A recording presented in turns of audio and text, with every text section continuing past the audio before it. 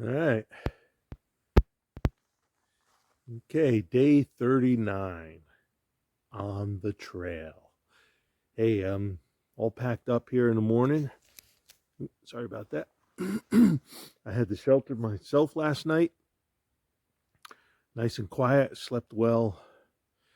So we're going to get started. One more time. My bag all packed up.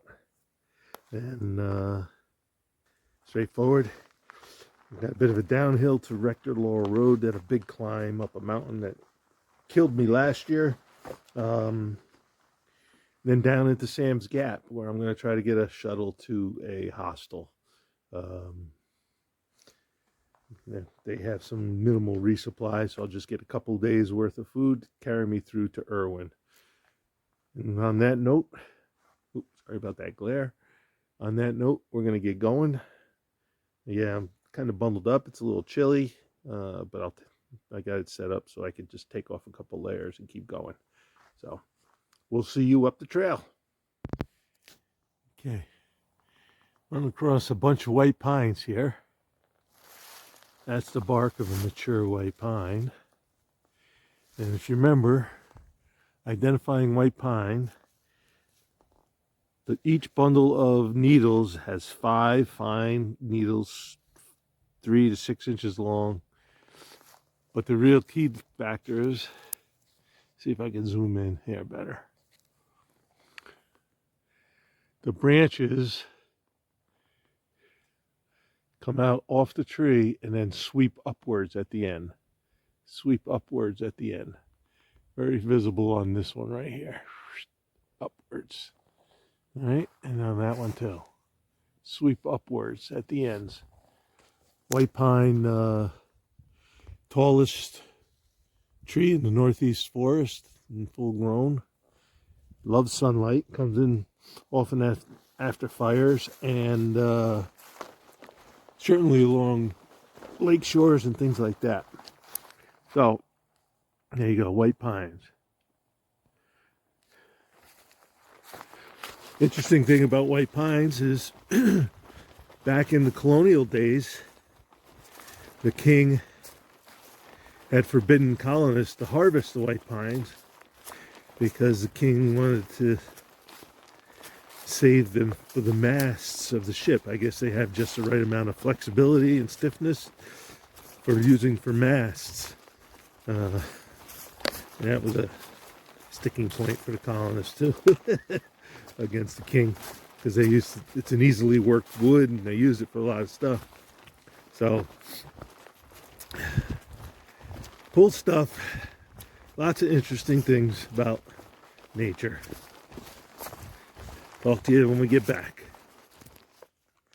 All right, this first section of trail has been very nice, very rolling but fairly level, and as typical as you follow the contours, that's the trail I gotta hike. There's a slight upgrade. It just follows around the shoulders of the mountainsides. I love it when it does that. I'll put the extra miles in as long as I don't have to climb any hills. Not much to see on the trail so far. Oh, speak of the devil, look at this bloodroot coming up. Can you see it? Let me get an angle. There it is.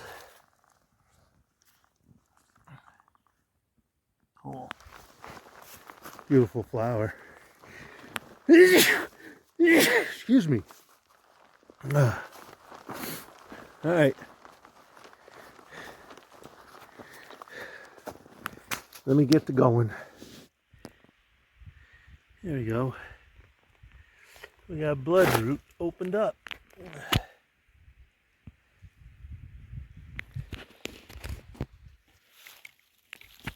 There we go. There's a horse chestnut just springing open. If you want to see what the leaves look like full blown, I'll give you a picture of some I collected.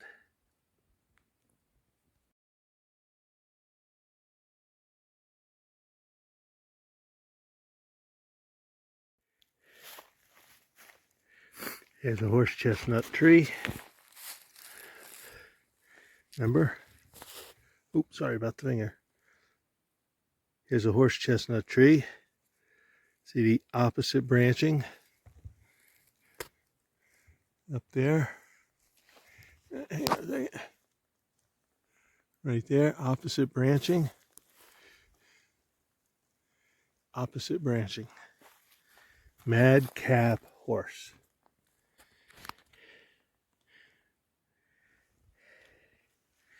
I think we got some lily of the valley popping up. Those are pretty. And I thought I saw a mayapple sprout. If I see one, I'll see one that I can identify for sure.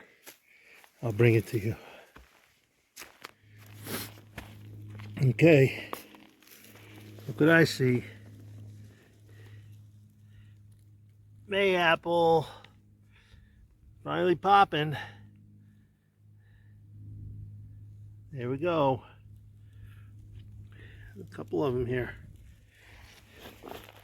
Sure enough. Oh yeah, there's one out. One out there. It's about 6 or 8 inches tall. Cool. Ooh.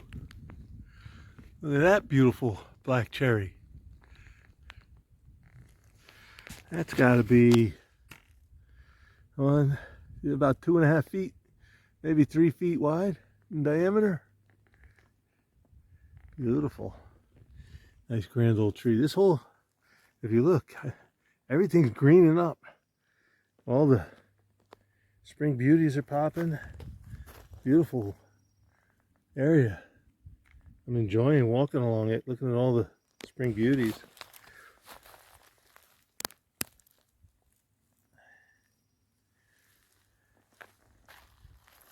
All right, I gotta get up over that ridge or up on it.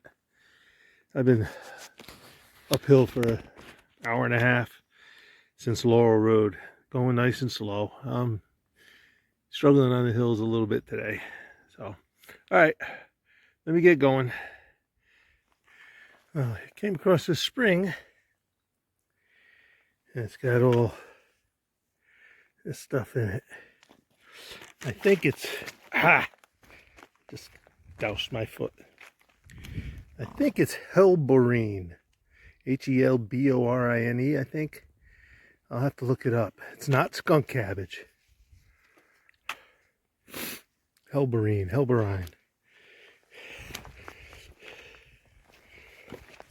Matter of fact, I haven't seen it, skunk cabbage. Maybe skunk cabbage isn't this far south. I'll have to look it up. Some halberd-leaved yellow violets. I think I got some purple violets right over here. There we go.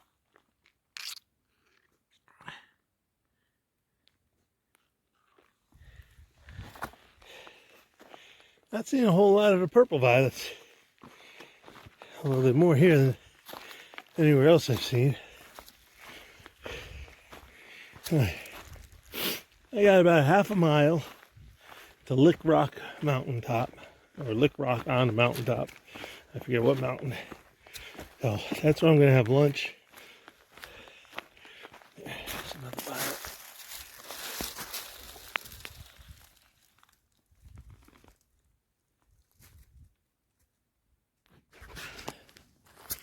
All right. Section of trail. There's a little barbed wire fence here, but never mind the barbed wire. The posts, I want you to be conscious of. Chances are these posts were made from chestnut trees. Chestnut wood, which I mentioned before, the chestnuts were all wiped out by a fungal blight.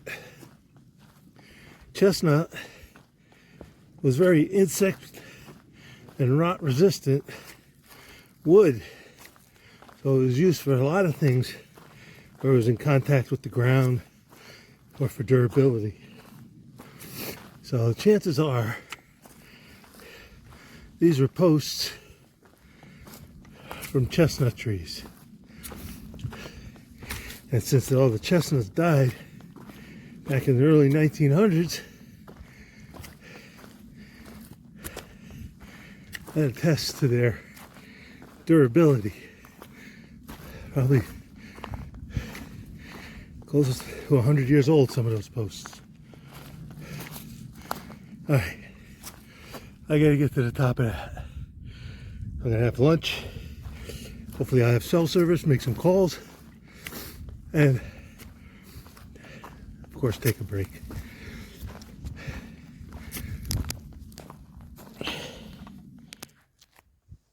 What a view.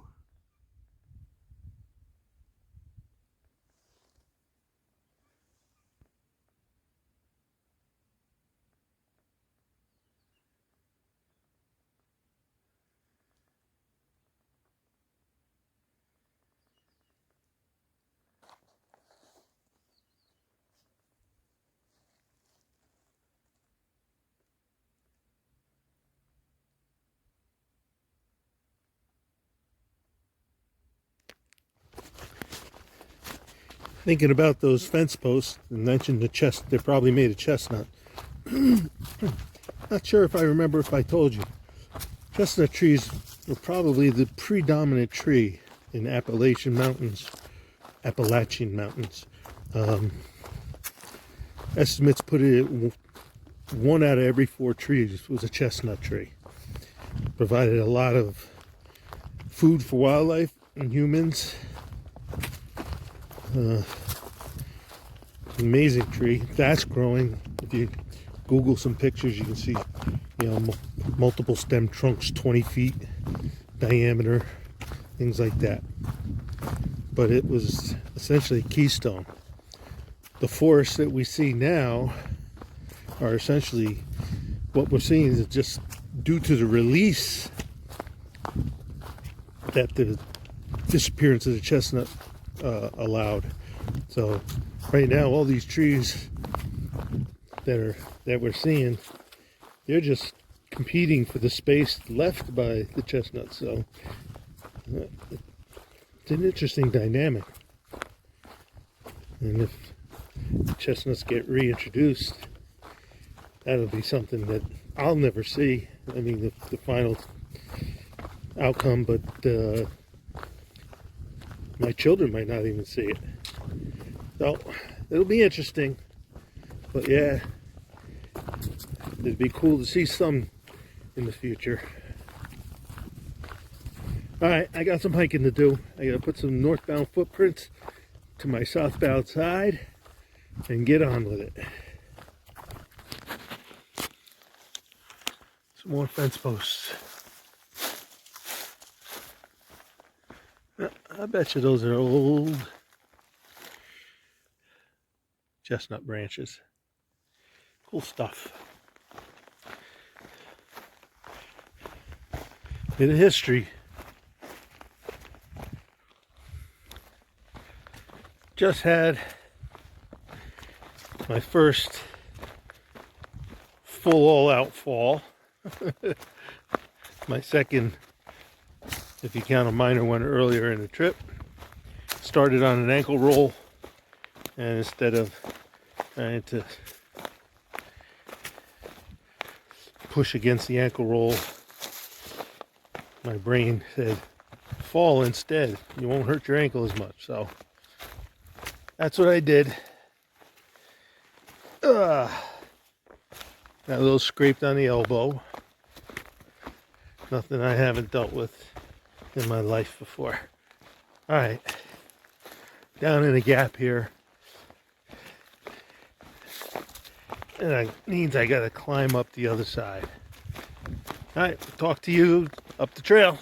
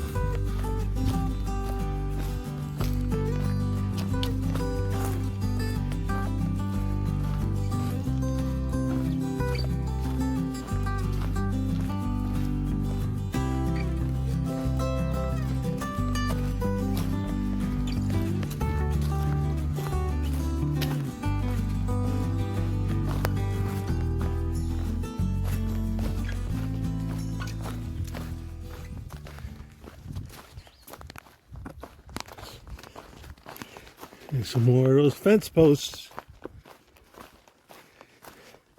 I bet you they're chestnut, which puts me in awe that they're probably as old as they could be.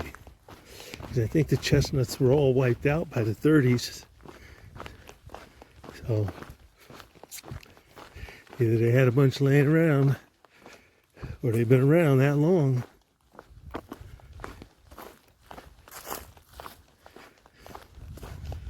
Cool. Hey, I just talked to Nature's Inn Hostel. I got a room or a bunk there in a bunk room for tonight. So I got to be at Sam's Gap pretty quick to get picked up. So probably not going to do a whole bunch of filming the next hour while I'm hiking to get down there. So I'll leave you with these fence posts to look at and then tune out and bring you back when I get down to the gap.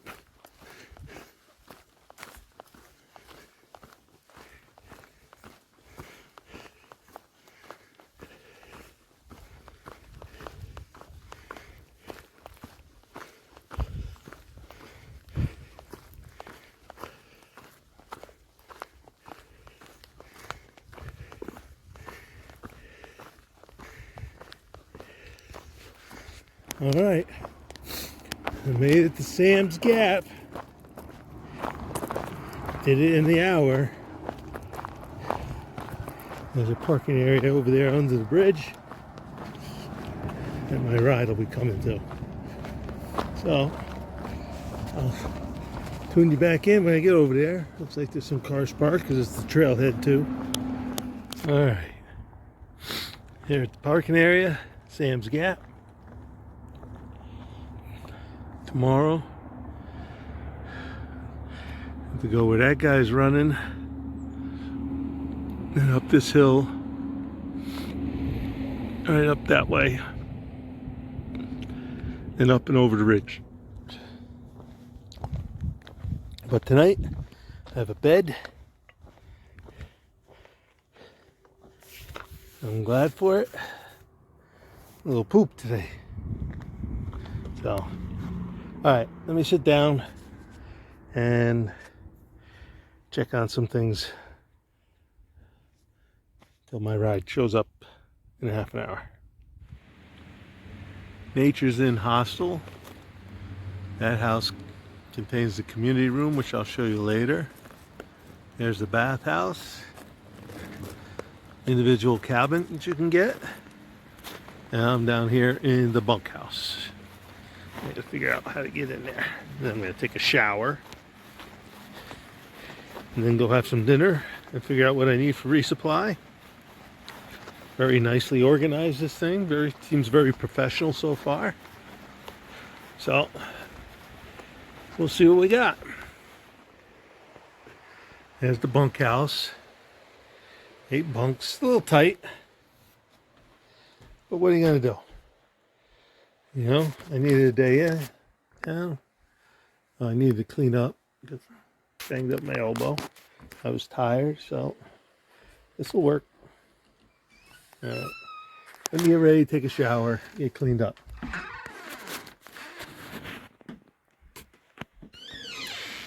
There's the men's shower and bathroom, the bathhouse.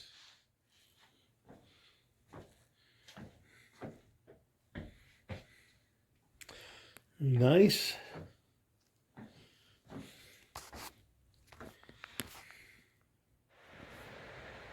A lot of smoke here. Haven't figured out whether there's a controlled burn or whether it's a wildfire. It's gonna be interesting tomorrow. This is the common room at Nature's Inn. Luxuriously appointed. And the resupply room.